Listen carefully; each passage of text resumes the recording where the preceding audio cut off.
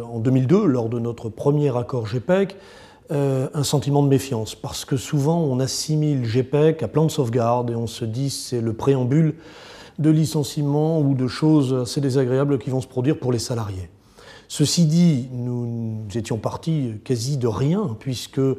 je pense que vous avez dû l'apprendre, nous avions à l'époque 800 métiers dans l'entreprise et on avait un fort besoin de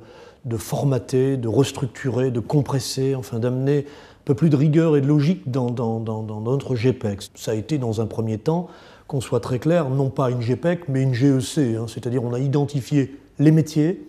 on a écrit pour chaque métier des fiches métiers et ensuite on a déclenché, ça c'est un élément qui est fort important, des rendez-vous annuels entre managers et managés. Ce qui effectivement a permis de débloquer une certaine situation parce que ce n'était pas traditionnellement utilisé chez nous.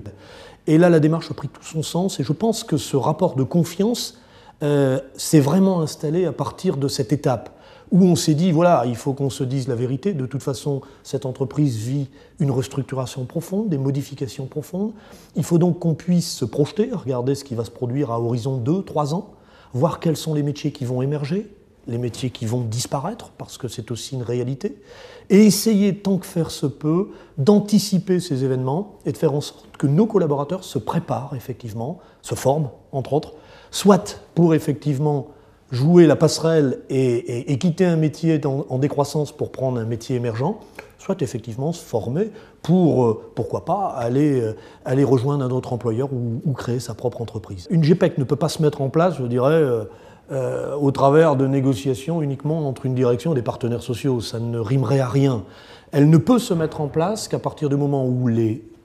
vraiment les managers, ceux qui sont en proximité, vont la travailler intelligemment. Alors quand je dis la travailler intelligemment, il a fallu qu'on les prépare, leur expliquer ce qu'on voulait faire, à quoi ça sert une GPEC, pourquoi on la met en place, pourquoi il doit y avoir un entretien annuel, et puis surtout comment doit-on mener cet entretien annuel. On a de mémoire formé à peu près 400 de nos managers à la pédagogie de l'entretien, c'est-à-dire ils ont eu deux ou trois journées de formation à l'époque pour pouvoir mener un entretien et effectivement le dérouler dans la forme et surtout en tirer de la substance. Il faut absolument que les managers qui sont impliqués dans les entretiens, qui sont impliqués également dans la recherche, je dirais, dans la prospective, je dirais, de ce que les métiers de leur service vont devenir, il faut absolument les impliquer et leur faire comprendre et leur faire partager cette GPEC.